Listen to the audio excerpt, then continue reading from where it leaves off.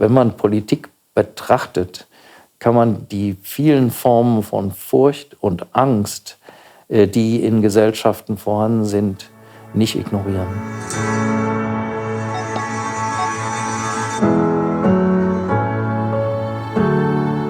The fourth is freedom from fear.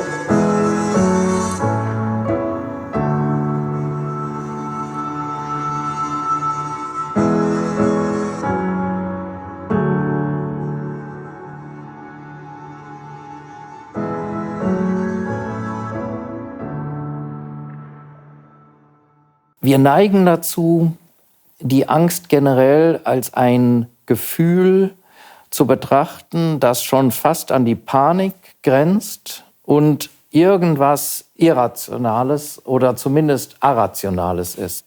Das geht uns mit vielen Gefühlen so, ist aber nicht ganz richtig. Es gibt Angst, die sehr wohl begründet ist, die auch produktiv ist, wenn man nämlich versteht, dass es gute Gründe gibt, zu befürchten, dass die Erwärmung des Erdklimas zu größeren Katastrophen in vielleicht nicht ganz so ferner Zukunft führen wird. Ohne diese Angst, ohne das Durchdringen dessen, was hier vor sich geht und was auch mit uns passiert, werden wir, glaube ich, kein richtiges Verhältnis zu diesen Gefahren gewinnen. Es gibt neben dieser produktiven Angst dann natürlich auch unbegründete und auch ideologische Angst, also die Xenophobie.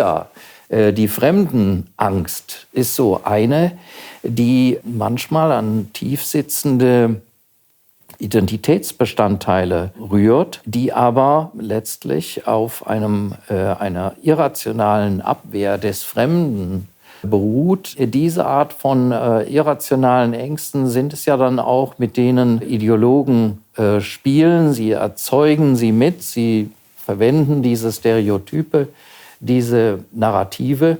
Deshalb ist die Angst ein politisch hochexplosiver Stoff. Aber sie ist, wie gesagt, auch in Bezug auf manche echte Gefahren etwas politisch Produktives. Also es gibt politisch destruktive und es gibt politisch produktive Formen der Angst.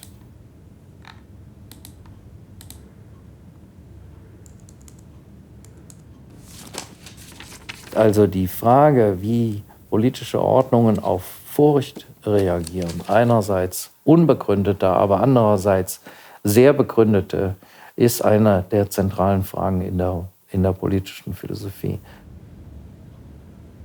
Und genauso kommen wir auch nicht aus ohne die Überlegung, dass Gesellschaften oder politische Ordnungen die Aufgabe haben, soziales Leben ohne Furcht vor der Ungerechtigkeit, der Willkür anderer zu ermöglichen.